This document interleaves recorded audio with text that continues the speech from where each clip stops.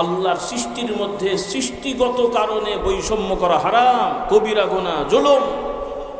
যার যার যোগ্যতাই ভালো করেছে আপনি থ্যাংক ইউ দেবেন, বাহবা দেবেন, যোগ্যতার মূল্যায়ন করবেন, কিন্তু সৃষ্টি হিসেবে পুরুষ নারী সবাই আল্লাহর বান্দা। আল্লাহ বলছেন মান আমিলা সালিহাম মিন যাকারিন আও উনসা ওয়া হুয়া মুমিন ফালানুহয়িন্নাহু হায়াতান তাইয়্যিবা ওয়া লানাজজিয়ান্নাহুম আজরাহুম বিআহসানি মা কানু ইয়ামালুন।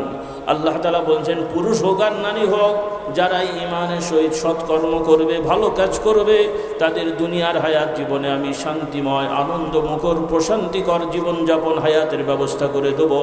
আর আখিরাতে পরকালে তাদের প্রতিদান দেওয়ার সময় তাদের কর্মের তুলনায় উত্তম প্রতিদান তাদেরকে দান করব। আল্লাহ বলছেন পুরুষ হোক আর নারী হোক। এই যে ফজরের নামাজ আপনারা পড়ে এসেছেন, আপনিও পড়েছেন, পুরুষ আপনার স্ত্রীও পড়েছেন। আপনি মসজিদে জামাতে যে পড়লেন, আপনার স্ত্রী বাড়িতে পড়লেন, কার সব কম কার সব বেশি? মসজিদে বললে বেশি, মানে পুরুষের। মানে এখানে আপনি স্বামী মসজিদে যে জামাতে পড়েছেন, আপনার স্ত্রী বাড়িতে পড়েছেন, কার সব বেশি কার সব কম?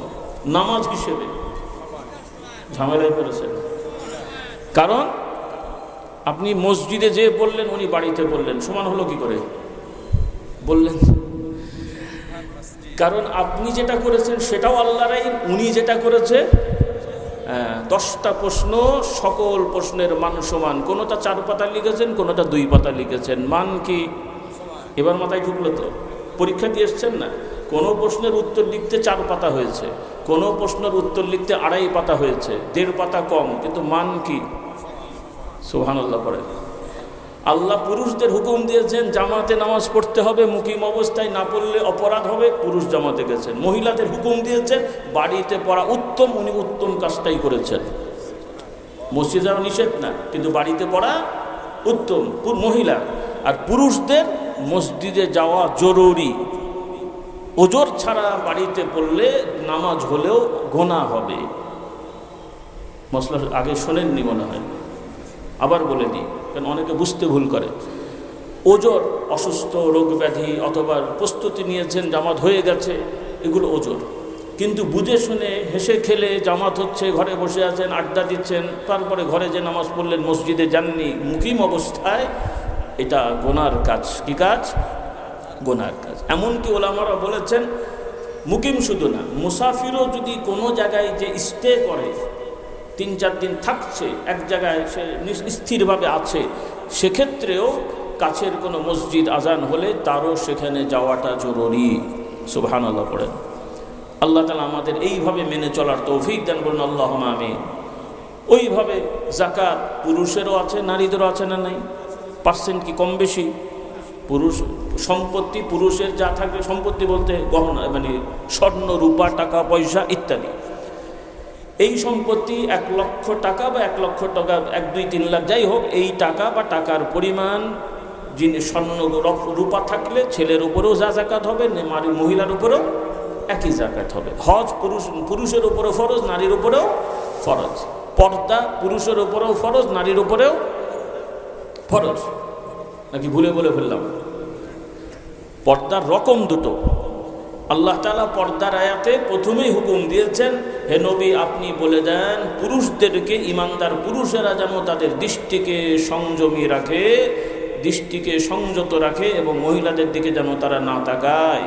এরপরে আল্লাহ বললেন মহিলাদেরকেও বলে দেন তারাও যেন পুরুষদের দিকে ওইভাবে না তাকায়, দৃষ্টিকে সংযত রাখে। তাহলে দৃষ্টিকে সংযত রাখা নারী পুরুষ উভয়ের জন্য কি ফরজ।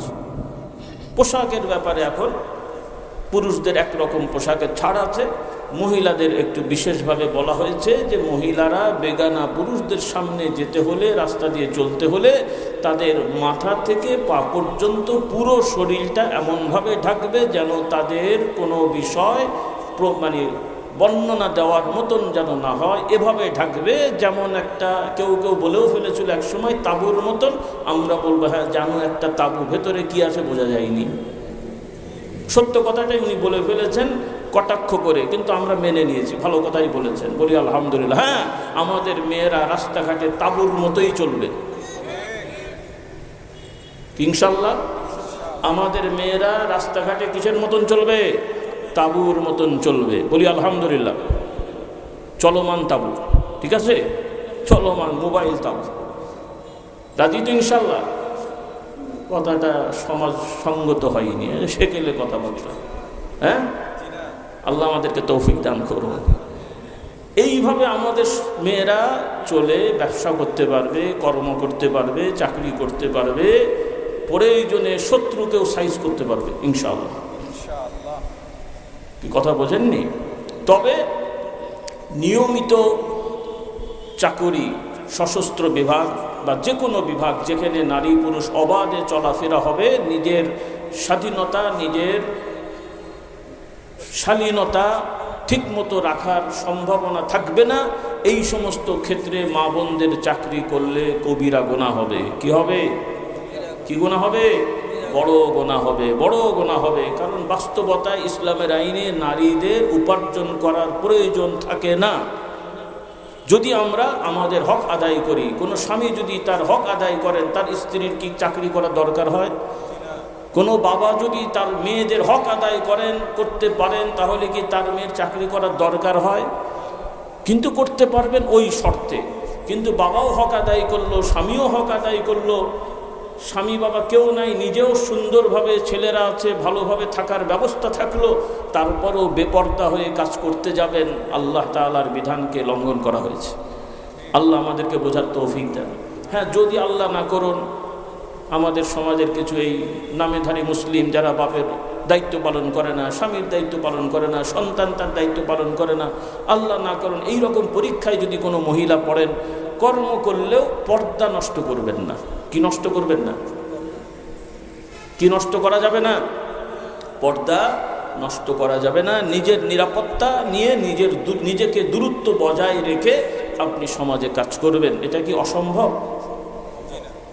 রাগ করলেন আমার কথায়? এটা কি অসম্ভব? এই বিষয়গুলো আপনাদেরকে মেনে চলার চেষ্টা করতে হবে। আল্লাহ তাআলা আমাদেরকে তৌফিক দান করুন।